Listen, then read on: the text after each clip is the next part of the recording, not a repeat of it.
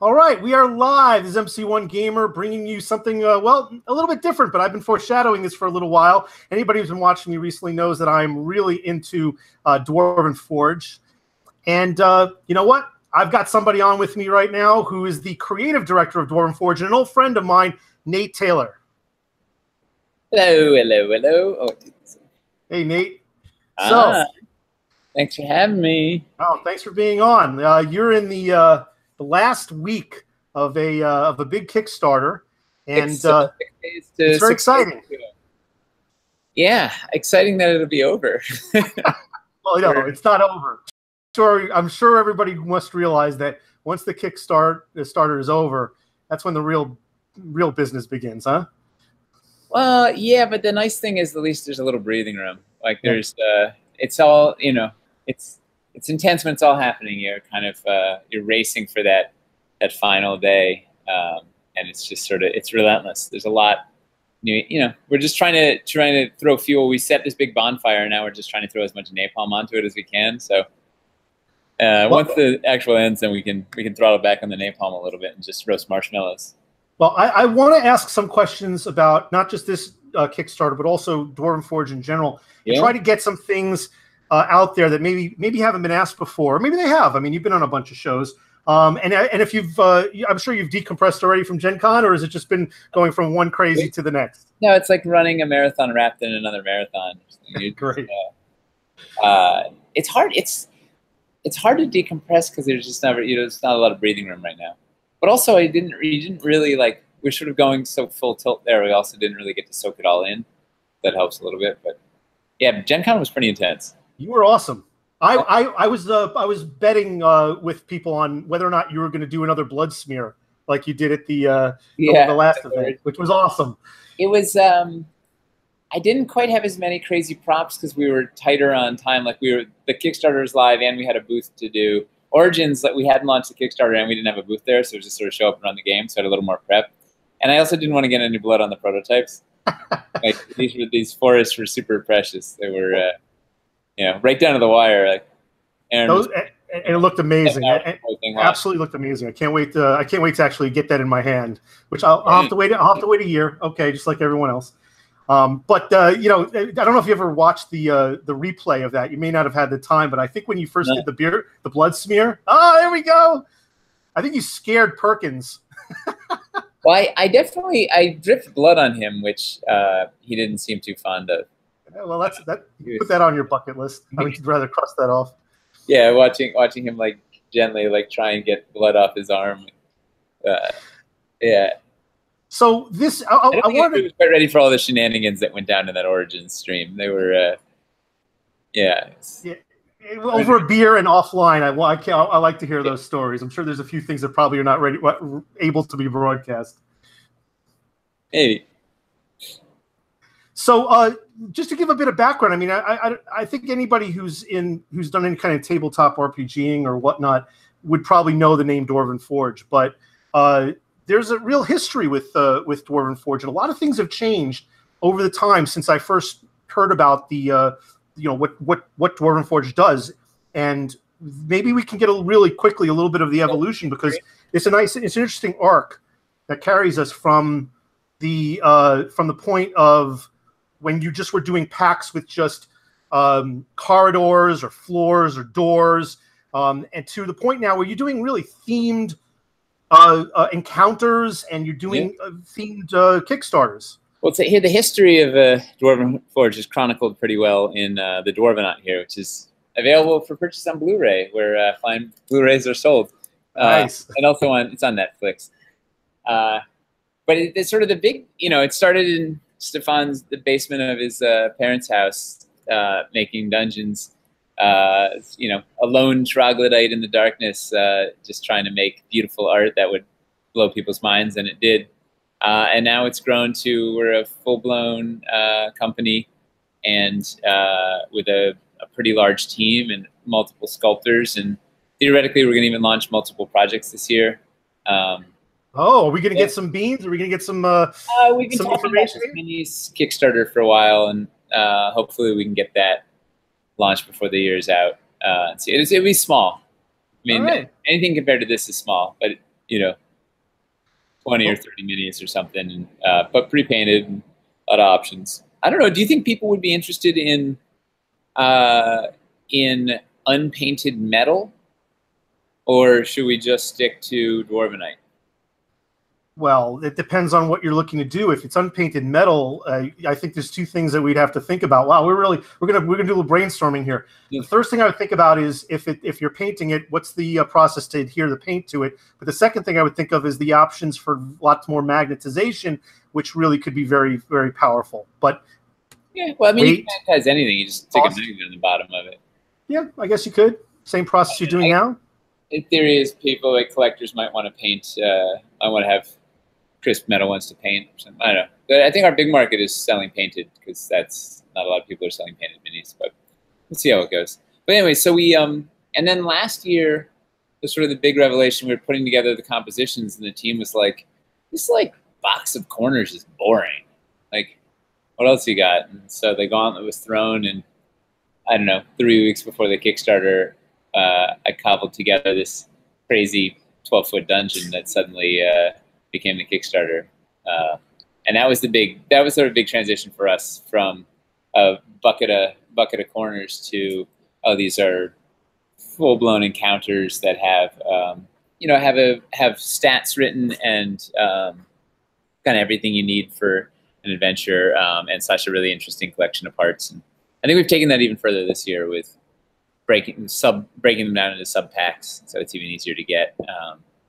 And I'm sort of excited to see how we roll this module out this year. We have some wild stuff planned. Yeah, it used to be, again, just like haul pack or a wall pack or whatever, and now you've had your castle, which was an amazing one. You had the Dungeons of Doom, the Dungeon of Doom last year, which I was not ready to go jump in. I'm kicking myself. I'm gonna have to play a little catch up. The Dungeon of Doom. That's it's a monstrosity. Yeah, I'm going to be diving in as soon as I can when it hits the store, but I am not missing out on this one. A lot of people. I guess. This one, well, we'll see. We'll see. I'll do the refresh thing and wait for like everyone else. But this one, I'm not missing out on. I'm on board. And what do you got there? What was that again? This is a flyer. Yeah. This is from GenCon. We printed 2,500. How many of these did we walk away with? Like 100 left? Something, maybe 20 left. I don't know. We handed out well over 2,400 flyers at GenCon, which is pretty awesome. But even Dungeons of Doom was very, very specific encounters, and it's amazing. And people are still just waiting for you guys to hit that hit the stuff up with the store once all the backers get their things. But with Caverns, you've taken the modularity and the capability of customizing it to a whole new level. Maybe can you give us a little bit of a rundown on that? I know a lot of viewers are probably veterans of Dwarven Forge. There's a lot of people that probably haven't gone in yet, or maybe only got in on one. I mean, a lot of things are different now. Mostly it's, we say it a whole bunch. One of our favorite things about running a Kickstarter is just the interaction you have with the fans, right? You're getting this live feedback loop from the fans, and there's a lot of chatter. Some of it's noise, and some of it's brilliant, and some of it's not practical, but maybe brilliant, whatever. And one of the things that everybody kept hitting last year was that there was it was too hard to get some of the pieces were sort of frustratingly buried in really expensive sets. So we took that to heart, and also noted that last year you were generally required to get a lot of basic walls and floors and corners to get a lot of the other stuff, and there were tons of people out there that had 5, 10, 20 sets of dungeons already, and it really irked them.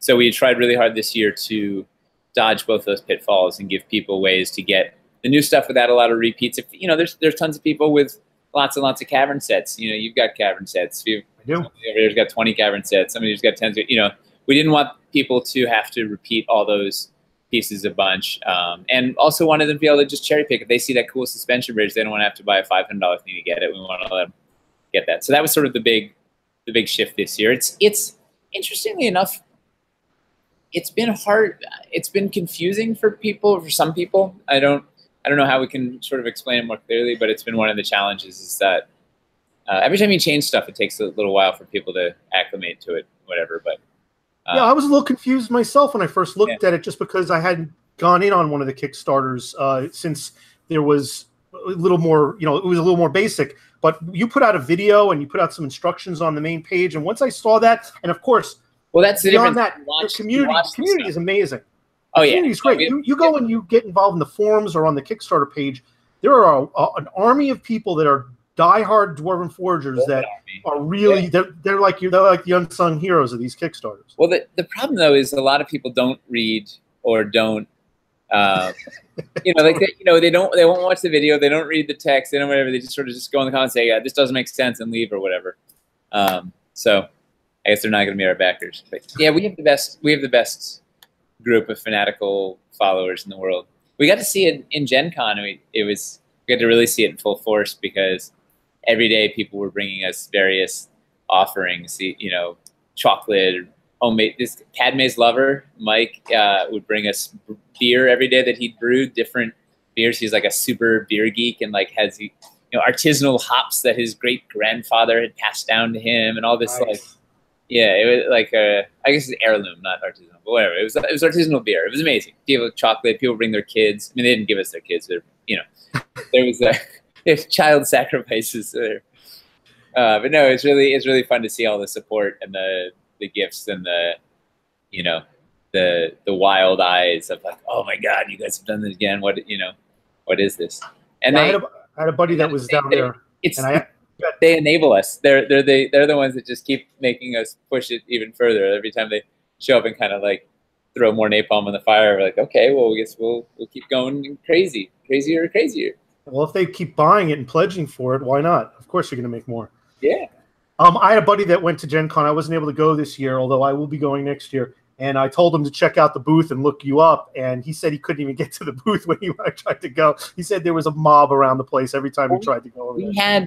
This year, we had, it was the first year the creative team was running the booth. So Nina was in charge of the booth. And as a result, we had a 20-foot-long build that spanned, everything from cities to sewers to castles to mountains to the new stuff to Dungeons&Dragons. So we had this, crazy 20-foot long build with a big necromancer's tower in the middle, and then on the other side we have more stuff, and we had the prototypes there because we have an active Kickstarter. So there was a lot of stuff to come look at, more so than other years maybe, and reason to come look at it because the prototypes were there, and the team was there to answer questions and interact with the backers and show off the features and whatever. Awesome. Which was kind of fun. Yeah. Well, I've seen like lots of videos that people that were there put up pictures. There's we're documenting it like crazy to spread the gospel to the other backers. It's amazing. But people keep saying it doesn't do it justice. You got to see it in person. Yeah. The colors pop, the sculpts pop, and in a way that you're just not going to get it from a picture. And I can believe it. Let's see. What do you got for us? Yeah. You see some. I don't even need some light. Hey. Toby, could you turn that light on and just shine it this way a little bit, please? See if that'll help. So for anybody who's not familiar or is just getting involved or just checking this out, this is from the Dread Hollow Forest. Is that correct? All right. Maybe too hot. Let's see. Yeah, now we get to see some color. Yeah, we got to shift over to you. Go ahead, clear your throat. Yeah. Look at that. Yeah, we're pretty excited about these.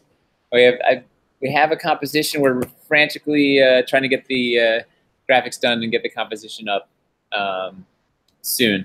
Like another, I don't know. Janet said by 8:30 we're gonna look at something. I'm gonna thumbs up. So hopefully we'll have it out before midnight. Oh, okay. So no reveal here. Well, we could show you. I could show you some pieces here. Yeah, show us. While he's going to get that, this is a Kickstarter's called Caverns Deep. It's mostly caverns. It's got an Underdark type cavern called Underdoom, which looks amazing. An ice cavern, a crystal cavern, and then just a much bigger diversity and incredible sculpts for the standard caverns. But in addition, this is a huge Kickstarter. The Dread Hollow Forest is something we haven't seen yet from Dwarven Forge, and it's getting people very excited. This thing is just absolutely huge. All right, let's see it. Good. So this is our transition piece, right? It gets you from the cave out into the wilderness. So the top, this comes off, So we can look at this thing first. So this is essentially a piece of scatter terrain. All right, so you can throw this on your battle mat and go nuts with it. And you see with all this stuff, there's a grid hidden in there. That's a square, that's a square, that's a square. The roots kind of delineate the squares, and we have, it's nice and 3D, right? So you can throw that in your battle mat or throw it on your other forest pieces. And then we have these modular trees that will slot in with pegs, and then you can, you break the pieces apart, and you can stack them in different orders and different, different heights, different orders, rotate them around, kind of give you variation on your trees. I have a question for you. Now, you have the ice caverns, by the way, which looks amazing. I'm definitely picking up that encounter with my pledge this year. Aaron really went all in to try and figure out a paint scheme that would just pop, and it sure does. But is this coming in alternate schemes? Because I could see this in a winter theme that would really work well with an ice cavern. I don't know yet. Let's not get ahead of ourselves. Something for the future. Okay. I would love to if we make $1 billion or like 1.2 bazillion, something we could talk about. But right now, we're still just trying to get the single scheme up and out. But we'll see how it goes. Okay. Well, that's a question that was asked, so I wanted to bring that up. Down the road, right? And we're also, because these are modular, we have a lot of options to change out trees and whatnot. Oh, and then the bottom of this thing. So that was the top. So this is a big 6x6 tile, and this is designed so it transitions. Oh yeah. The caverns, right? And of course, you can build. What do I have? You can build right up against the back of it. If you want to use it like a caverns. Now, do a lot of those pieces come off that base? Because you have this huge 6-inch base. It looks like it's one piece. But the other one you pull off, and it looks like one solid piece. All of our main floor pieces, these are all one solid baked in piece. So the roots are all integrated. The rocks, everything's all integrated there, and the grid is hidden in there. One solid piece. This is a specialty. This topper is a specialty piece. But we're gonna have 3 pieces like this that are like freestandy bits that are scatter bits, and they'll be in a separate pack. You can buy just these things, and trees will be in a separate pack. So you can kind of mix and match. If you're just a battle mat guy and you don't want to invest in the expensive, these tiles are expensive. If you don't want to invest in these, you can just buy some of these scatter bits and the trees, and then use them for your Warhammer battles or whatever. What about the edge pieces? Like, for instance, with the negative space, like with the lava and the rivers, they have those edge pieces that lean in. Are you going to do that for the forest too? So that Very good question. So that has been probably the most hotly demanded item across the boards, and we don't have them currently. But I think if anything is going to show up in the Pledge Manager, that would be the one thing that would show up in the Pledge Manager, because I feel like that little set of pieces, it's 3 pieces, inside corner, outside corner, straight. Perfect world, we do a long straight and a short straight, whatever. That would open up a world of possibilities, right? Because then you can take this whole thing, and this becomes either an island on your battle mat or in your water, or wherever. It just sort of, I don't know, it just opens up so many more possibilities for these tiles. It paves the way for a lot of fun stuff to come. So I feel like it's got to happen. More so than anything else that's been requested, and that's it. And that's all based on just backer, voracious backer feedback. Okay. That's probably where you get a lot of the ideas. What the audience asks for, and you're going to try and get it to them, right? Yeah, we try and steal all the good ideas.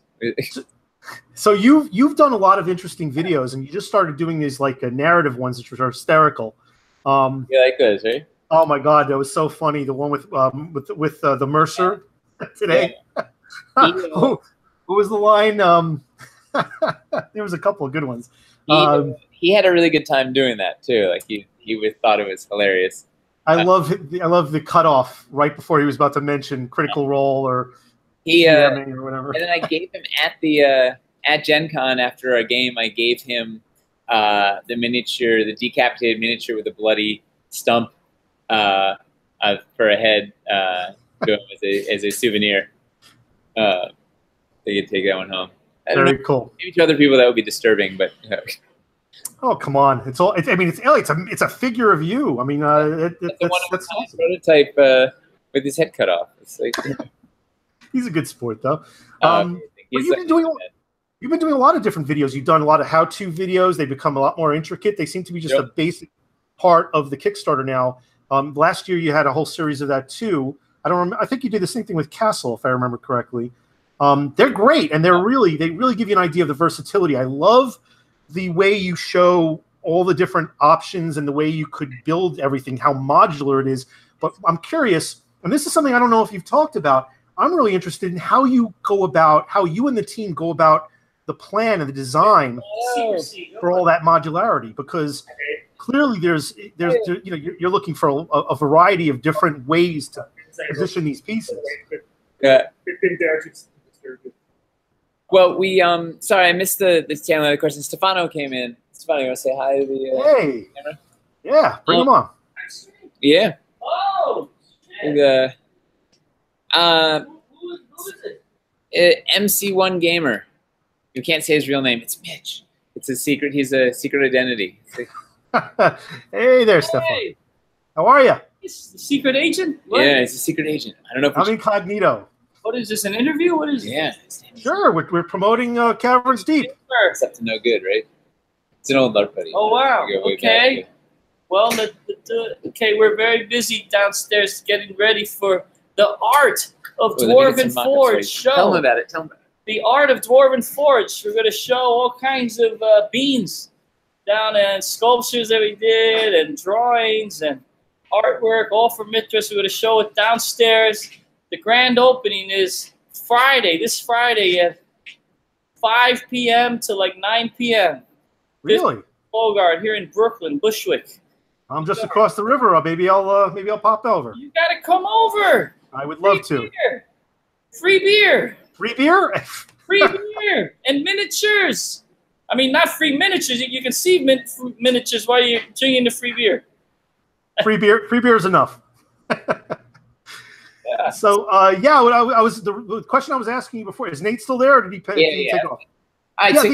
The way you design this stuff. I got to go and continue. Good to see you. Hopefully I'll get to see you on Friday. All right. Come to the gallery on Friday. That's I'm free.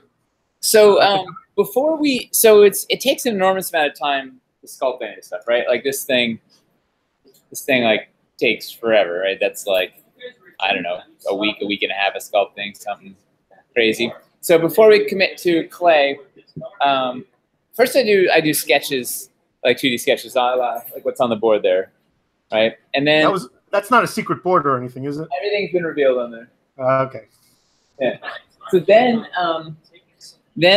I go into 3D and mock stuff up using my LARPing foam smithing skills.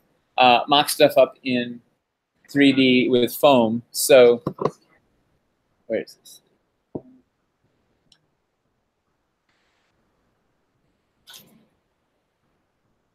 Look at that. This is the genesis of this. Actually, hang on. Let's switch this thing so I can see. A second. There we go. Yeah. Boom, boom, boom, boom. So we figure out like where the where the high parts are going to be, where the trees are going to be, where everything ends, to sort of figure out if the geometry is going to work, and then turn it into something, turn it into a real thing. So a lot of time is spent with these. Here's another good example. Right? Oh, look at that! Yeah, you can really tell the evolution. Yeah, but it's all the same. The geometry is there. Like it's. Ah. Oh no! And then we have with pieces that didn't quite make it this year and stuff, like crazy things like this. that is where I was gonna. One of the next questions I was gonna ask is what kind of stuff that you might be able to share with us that didn't quite make it this year. Who knows? Maybe it'll be an offering for the future. Is there anything that you? Because there's got to be. It's got to be really hard to introduce everything when you don't even know what the full pledge value is going to be. But even with stuff that you don't make that you have a design stage, something's got to get cut out. Are there any proud nails that you just we had to cut it? It was just a decision from the team or from you, or an executive decision from you or Stefan. Is there anything that you really wish that you could have been able to include but just wasn't able to make it? Yes, I'm sure there's. I can't like the list has been so long of all the bits. Well, we right now we have a bunch of minis on hold that I really wanted to do in this. We have. What's we put on hold that I was like? We had some scatter for the forest that we put on hold. There's floor tile we put on hold. Oh, there's some big, beautiful. Oh man, these ones are. So yeah, we're hoping maybe we can get a little bit of a sneak on something that might be in a future Kickstarter, or even a secret extra pledge level if we get enough of a backer count. These died, and it's really a tragedy. We had these big, giant bank pieces, which were really glorious. These are great. And these things didn't. They didn't make the culling. We're gonna have a secret box that somebody's gonna get. Well, you know, a perfect example is the ruins from last year, right? So the ruin pieces that are in this year were from last year, right? You can look at last year's Dungeon and thing. They were sculpts, with the exception of the floor. This floor is a new piece, and the big double door is a new piece. But these were all pieces from last year that didn't make the cut. They were right up until we launched. They were in it, and then they got. I think they got killed in the midst of launch, or so. I don't know. It was like right down the wire. So there's stuff like that. Zaltar's throne from last year was from the castle, and right. I don't know. We have stuff that miniature dungeon was from the. I think that was from City Builder, and it never made it till last year. Yeah, we have stuff that sort of sits in the vault and sometimes doesn't make it out. We have a whole bunch of stuff for the wilderness that we held off till we sort of wanted to get a real solid proof of concept to make sure it works before we go bonkers on it. Well, this is a huge concept Kickstarter, more depth than I've seen, and you have a lot of more environments here, which is you've gone into areas you haven't gone to before, and there's been a lot of evolution in not just the modularity, but the different types of things that you've done with the elevation has been a major thing over the last several Kickstarters. You're taking it to a much different level now. That's the one, the elevation platform. So we had last year we had that big, beautiful 12-inch raised elevation platform that doubles as a storage bin, and it sort of proved itself to be debilitatingly expensive. Like it was even harder for the factory to produce than they thought, and ended up costing just a staggering amount of money. So we had one scheduled for this year and on the piece list, and the last moment we had to cut it. And it was going to be, it was kind of be more like shoebox size. It was less of a rectangle, more iron. It had a waterfall baked in on one side and plain on the other side, so you could use it as like a really cool waterfall, translucent waterfall. We could slide in different things in the back, so you could change the color of it. So it could be lava or water or. Oh, very cool! Yeah. Yeah, but it's dead. It did. Well, are those going to still be included in restocks though of Dungeons of Doom? I don't know if we're going to do another print. Well, yeah, I guess we've made the mold, so we will probably keep printing that thing forever. Yeah, because it's the elevation platform, and we priced it like painfully low in the Kickstarter. So it's yeah, I don't know what the future of it is, but I wish we could have done one for the Caverns. I had a really crazy plan for a thing that would have been sort of, yeah, it would have been amazing. But so you have ice, you have the standard Caverns with a whole wealth of different options there. You've got the Crystal Cavern, you've got the Underdoom, and now you have the Dread Hollow Forest. There's a whole bunch of different environments. It's a lot. Too much. It's a lot to take in with one Kickstarter. are you starting to think about, and I know we're looking ahead, and I know you're really involved in this one here, but are you going to start thinking about even more wacky environments and crazier areas that you could take this? Because Stefan for a couple of years has been lobbying hard for the smorgasbord. Put a little of everything in there, and I've been lobbying against the smorgasbord because I like a cohesive theme that binds everything together. But a bunch of the backers have been bouncing around the idea of just doing like a romp across Mithras, where it's like a bunch of different epic sites in Mithras, and it's kind of would be a really good vehicle for a smorgasbord, right? You visit the lonely swamp, and then you go to the dark tower, and then you go to the ramshackle cabin, and then you go to the the temple of Democles, and then whatever. You could do all these each of these environments, or maybe there's a couple, maybe the temple is 2 encounters or 3 encounters, but it's you could flesh out the city, you could flesh out the sewers, you could flesh out the castle, you could flesh out the wilderness, you could dip back into dungeon if you needed to. We could do something else new. You could travel through time into outer space. I don't know. There's it'd be a neat way to kind of. We're not doing that, so don't. I figure not. I don't know how you do it anyway. No, but I've seen some people put out pictures of of when they're taking their D&D game into maybe the 9 hells, and some of the layers of hells are ice oriented. So I've seen the use of the lava caverns and the lava mats for that, as well as ice. You can use it. But I'm curious because I saw the floating areas in Underdoom, which opens up a lot of different possibilities. Yeah. Have you ever thought about maybe like a cloud, like the bases, like the forest being all cloud based and having floating platforms? Anybody ever come up with something like that? Yeah, it's been kicked around, and there might be Rudy Rutenberg from Maze Arcana and Chris from Axe and Shield might have something like that brewing that we may or may not get involved with. See. All right. So the reason where I'm going with it is that it looks like because you're covering all these different areas, there's ways to go and do some really unusual environments. Yes, but unusual environments tend not to sell so well. Like we, at the end of the day, we need our production numbers to be pretty high. So it's if we did the the wild pink coral castle under the sea, it might not fly off the shelves as well as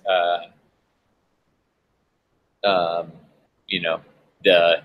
Dread Wizard's Tower of Ultimate Death would probably fly off the shelves. What about more themed or rather branded materials? Like I don't know why you haven't done this yet. Like a reveal cloth that you use to reveal different sections of the dungeon. Why isn't there a Dwarven Forge logo on one of those? I'd pick one of those up. That's not crazy. Chuck really wants to do giant banners, like tapestries for the wall. Giant Dwarven Forge banners. If people could put a beholder on their wall, or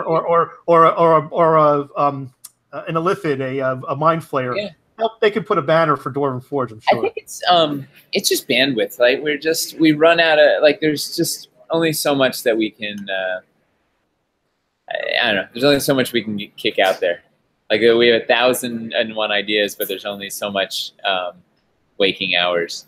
So many waking hours that we can execute stuff. Especially when you're doing in the middle of with a massive convention and traveling across the country. That was a heavy lift. We're never going to do that again. I was going to ask how you feel about doing it again next year. No, it's too much. And because they also you don't get to enjoy it's too much going on to actually enjoy the convention. I got to walk the floor for about 3 minutes from when I finished our last live stream on Sunday before I had to go race to go to the airport. I had to find something to bring back for the kids. And that was my chance to actually walk the floor. It was just, there's just no time to take in all the awesomeness, all the, the amazing geekery and nerdery and everything that's there that all of our people are there. And you GenCon, yeah. I didn't go to a single party. I didn't go to anything. It was just it's criminal. Boom, boom, boom, boom, boom. Go, go, go, go, go. Well, what about other events are you guys going to be going to? I mean, I know that this Kickstarter's got what 6 days left, but there's other shows you're going to be going to, or are you done for the year? Stefan's going to Hawaii Con. Hawaii Con, good for Stefan. It's very hard work. It's really very, very serious, difficult. You know, unfortunately, you know, it's like a whole week. It's like I feel bad for him. It's a very tough. You know, he's taking one for the team. He's gonna. I'm risking myself because there's volcanoes blowing up, but you know, are you looking for sculpt ideas? Wade through it.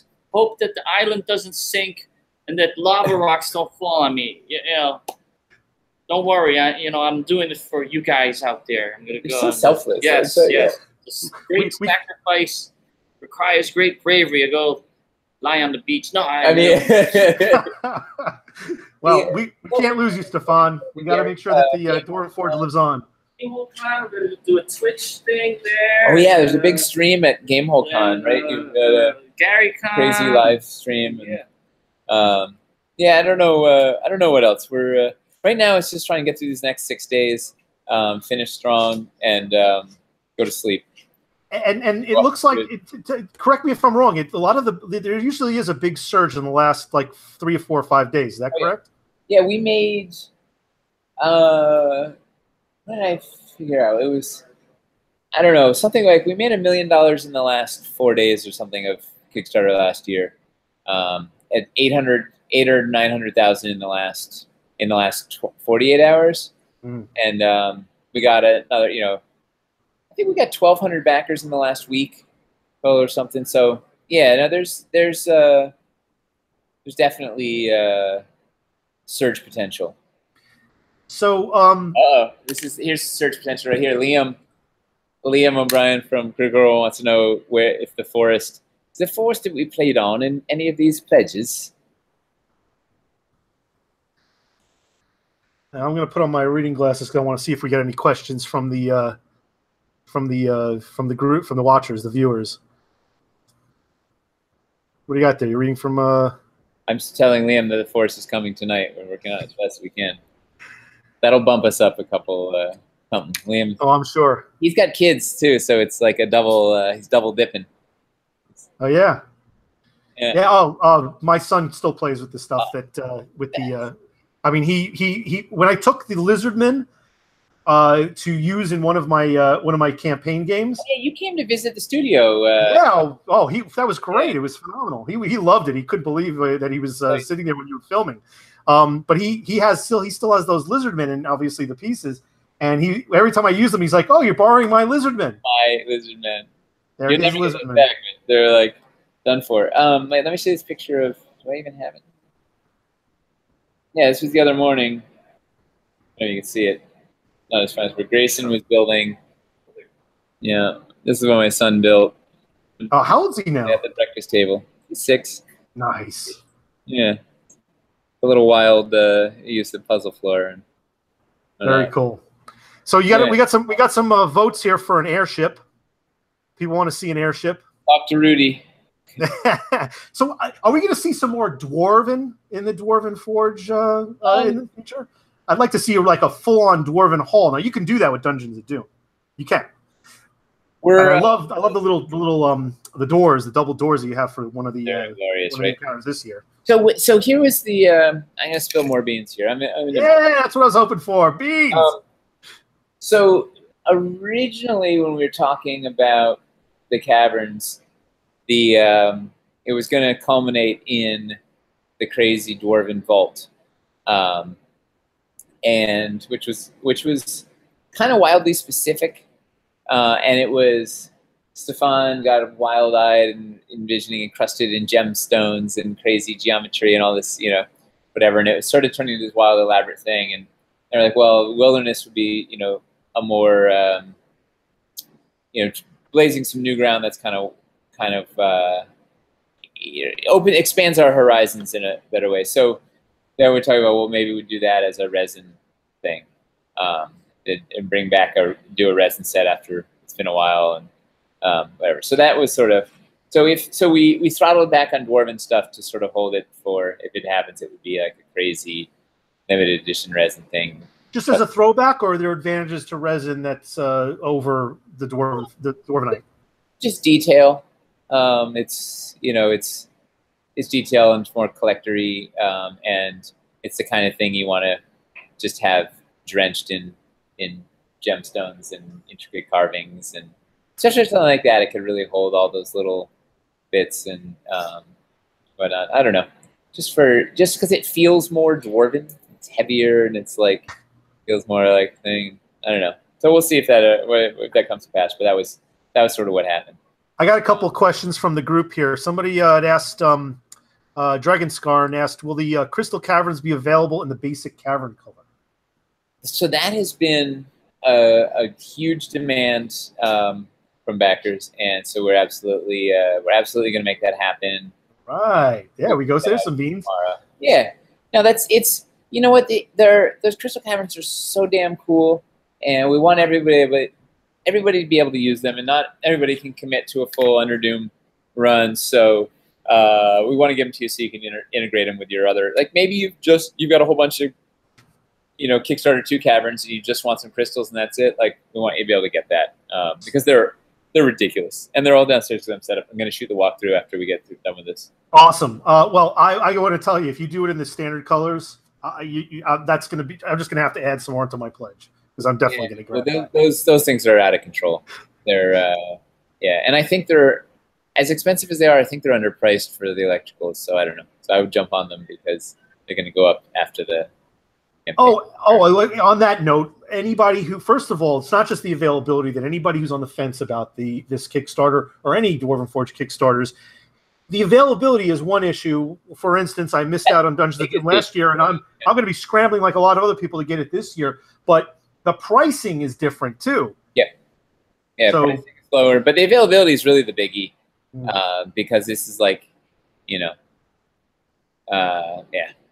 Yeah, so if anybody who's a fence sitter, or if you're not sure, you're not committing the full budget that you think you're going to, don't wait, because there's a lot more things that could be revealed, and there's a lot more stretch goals that are going to be unlocked. So yeah, we have a bunch of we almost have too many stretch goals. Like we have a lot of stuff that we could. There's a staggering amount of molds we could do in this if we keep cooking. So where are you in terms of pacing compared to the last one? We're ahead on backers and behind on dollars. That tells me that people are holding their dollars back, probably waiting for more reveals. We haven't released this forest. Janice, give me a thumbs up. Yeah? Half-ass thumbs up. What's the thumbs up? What does that mean? She's racing to get the graphics done so we can get this thing up and out and whatever. She needs her thumbs for the keys. Use your toes. The forest has been a real beast because it, by its nature, it wants to be big. It's like this isn't a forest. Like a forest needs to be a forest. At the table, at least. Big is really expensive, so we're trying to find like just the right amount of big and affordable, and the encounter needs to be meaningful, right? So it needs to have a sort of an A. You're going from point A to point B when you stop on the way to get ice cream, whatever. Like it has a thing. So it's been a tricky one. I've rebuilt it a couple of times to keep sort of tearing some stuff out to try to get it as small as can be, but not too small. It needed to feel significant because it is the big final encounter, but it's significantly smaller than the Underdoom and currently around half the price, I think. So that's good. And it broke into sub packs, so you can cherry pick whatever you want. Just get the floors without the trees, get the trees, get the flashy stuff. Yeah. Well, I like the idea of even if it's a small pledge for the forest, I like the idea of getting that with those edge pieces, because I could use that on a battle mat, like you said, but I could cross that over into other game systems. I could see a lot of these pieces being used for bolt action or World War II games, or even other venues, other game environments. I think it's ripe for wargaming for sure. You're right in my wheelhouse with that. Yeah, yeah. Well, that's where do your viewers know about your nickname of Michelangelo? Mitchell, right? You painted, no, somehow managed to paint like an entire Warhammer army in like 2 weeks or something. And was it like Hunter? Somebody was like, how did he do that? He's a regular Michelangelo. He just like whipped it all out in one. Not very good quality in 2 weeks, but yeah, that's a challenge. No, I mean, you go all in. When you go all in. Yeah, well, that's me. I'm a little psychotic. I don't know. But yeah, that's there's you know what that brings me up about. There's a lot of people that talk about painting their own and getting like just the basic dungeon gray or whatever on these. I'm really amazed at the quality of painting, because that's something that I bring from my wargaming background, and yeah, the creativity, but also the ability to really make it your own, but also make stuff even more universal. I've seen some really amazing things, pictures that people put up, and I know that you mentioned this in a previous interview, that maybe not so much selling the paints. But have you done, or are you considering doing kind of an instructional video or any kind of an instructional PDF that people could, if they wanted to try to emulate it on their own, or use some of the experience that your painters have in terms of painting? We've done some PDFs in the past and some videos in the past, and we owe some videos for Dungeon and Doom, and we definitely have to do some for the Wilderness and the Caverns. Luckily, we have a little bit of time on that one. We owe a bunch of stuff. We owe the second half of the Dungeon and Doom module, and which is written. We just haven't play tested it or done the layout yet. Do you include in the encounters like any kind of a rundown of what the encounter means to give inspiration to potential game masters? We include a full, ridiculous, full-fledged module, right? The Dungeon and Doom module is, what's it going to come in at? Like 250 pages or something absurd? Oh, that's great. Yeah, so it's a full, legit module with full color photos and handouts and maps and like general nonsense. That's part of the pledges, or is that some kind of add-on? It's free. Oh, No, you get a whole encounter.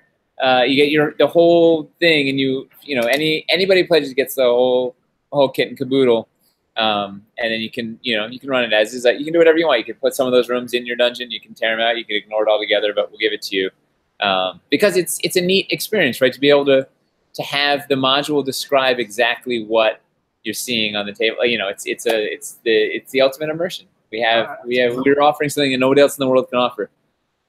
Absolutely, you guys are the apex when it comes to gaming terrain. You're absolutely the top of the heap. I'm curious. I saw on the website that you have kind of like a map builder.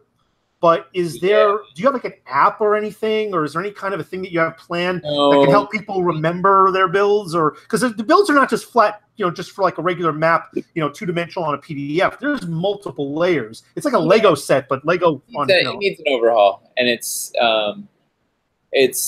we had Jim S was trying to helm that for us, and we haven't given him the support. We're going to do some sort of overhaul for that. Because these advanced builds, first of all, I just saw Stefan with the Royal Castle. I saw that one, which he went through each piece methodically on exactly how it was built, which was great.